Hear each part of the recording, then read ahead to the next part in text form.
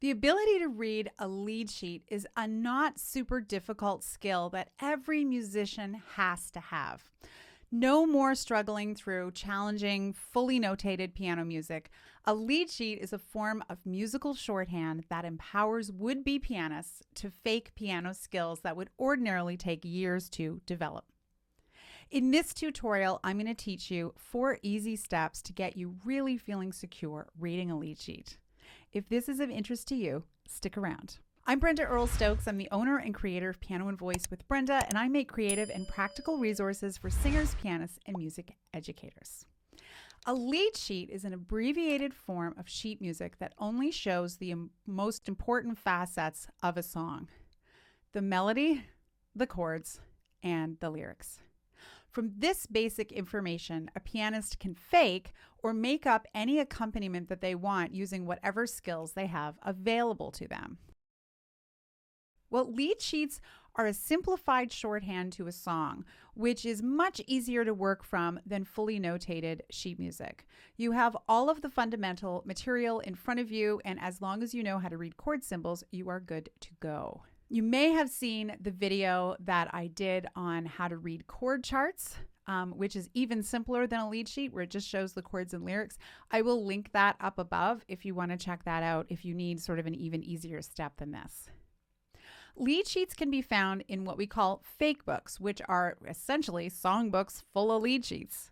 There are hundreds of them all over the place on the market for every imaginable style of music, from jazz to contemporary pop to classic R&B, music theater. There are even classical fake books. You can also purchase individual lead sheets from online sheet music distributors like Sheet Music Direct or Music Notes. They're usually a couple of bucks on there. The first step to reading lead sheets is knowing how to read chord symbols, okay? If you don't have a strong sense of your chords and you plan to play mostly pop music, then you should definitely check out my tutorial that I did on major and minor triads, which I'll leave up here.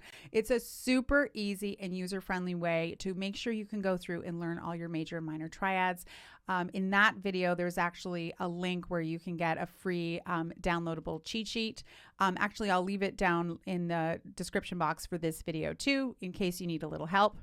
If you plan to learn jazz, R&B, or music with more extended harmony like music theater, then check out this tutorial that I did on how to read chord symbols. And I will leave the free downloadable cheat sheet for that down below. Now, our first step, step number 1, is you are going to very simply play the melody in your right hand while your left hand plays the root of the chords. Now, if you're not a great sight reader, don't worry about it.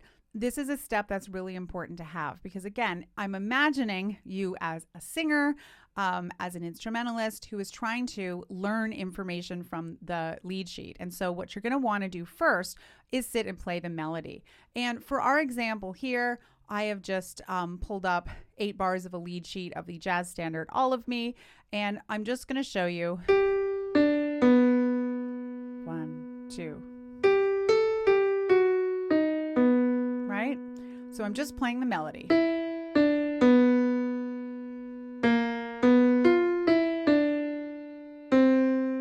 Excellent. So you've got the melody down, and then all you're going to do now is you're going to add your left hand playing the root of the chord. And remember, the root of the chord is just the name of the chord. So it's a G6 chord, play the G. It's a B7 chord, play the B. And what this is going to do is give you a chance to understand and hear the skeletal structure of the song. So you're going to hear the roots in the left hand, which is establishing the foundation of the harmony, and you're going to hear the melody in your right hand. So let's try that.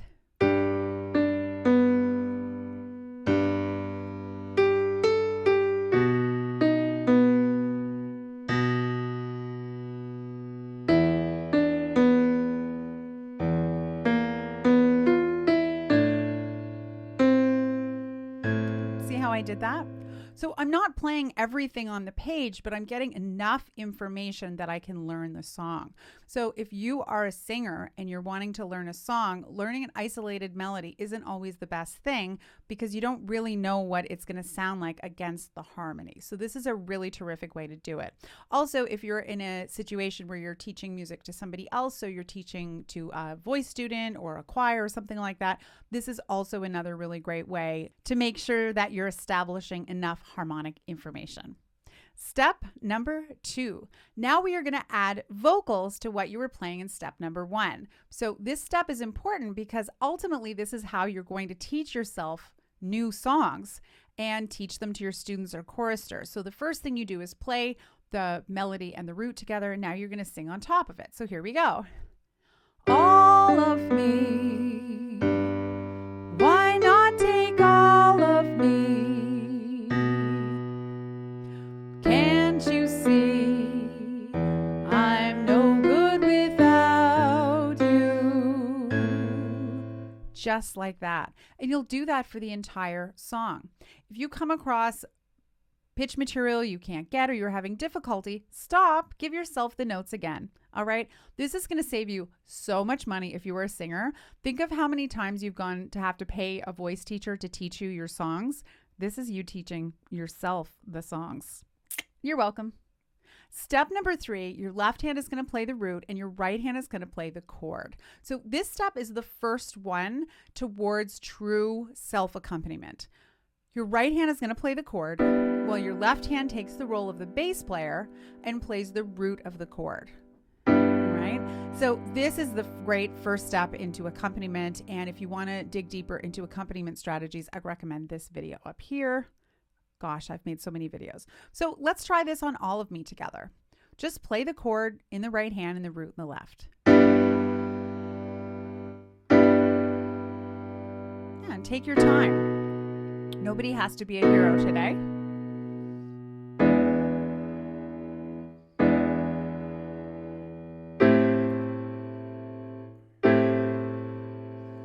Excellent. Practice it as many times as you need to until you feel secure. And now we're going to zip right into step 4. Step 4 is that your left hand is going to play the root, your right hand is going to play the chord, and you're going to sing the melody. Now, before you go too far, I'm going to warn you of the thing everyone forgets to do. Make sure you give yourself your first note, okay? A lot of people will start and they'll go, forgot. So get into the habit of giving yourself your first note. And so in this case, our first note is a G. Here we go. All of me, why not take all of me? Can't you see I'm no good without you? And those are my 4 easy steps to get you working through the song. Step 1 is that your left hand is going to play the root and your right hand is going to play the melody. Step number 2 is that your left hand is going to play the root of the chord, your right hand is going to play the melody, and you're going to sing the melody as well. So this is how you're going to teach yourself all of these melodies, okay? It's so you can self-teach the melodies and you'll be able to hear it along with the harmonic structure that the root of the chord is giving us. Step 3 is your first step towards self-accompaniment, which is your left hand is going to play the root of the chord, your right hand is going to play the chord itself. And then step 4, your left hand is going to play the root, your right hand is going to play the chord, and you're going to sing the melody on top. And remembering, don't forget to give yourself your first note so that you can sing correctly. This simple 4-step process works so brilliantly well, and I have had all of my students have to go through this whole process because it's really about independence. If you can teach yourself your melodies, then you don't need anybody else to teach them to you. You can learn them with greater accuracy, and even if you don't have strong piano skills, you can play with one finger the melody if you want as a way to give yourself this information. It's an incredibly empowering experience. All you have to do is run through this process with one song at a time until you've developed a well-rounded repertoire. Remember to start with easier songs first until you get the handle of the process, and then go through any fake book that you like of the genre that you perform in and start from there. I hope this video was helpful for you. If it was, give me a big thumbs up and leave a comment below. Let me know what other content you want me to make. I post 1 or 2 videos a week here on YouTube, and I focus my content around musicianship and piano skills for singers and pianists and music educators. If you want to know more about me and my work, you can check out my website, pianoandvoicewithbrenda.com. There you can check out all kinds of gazillions of great free resources, and you can learn how you can work with me either by scheduling a private lesson or by joining my amazing all-inclusive membership called The Versatile Musician. I hope this was helpful for you, and happy practicing.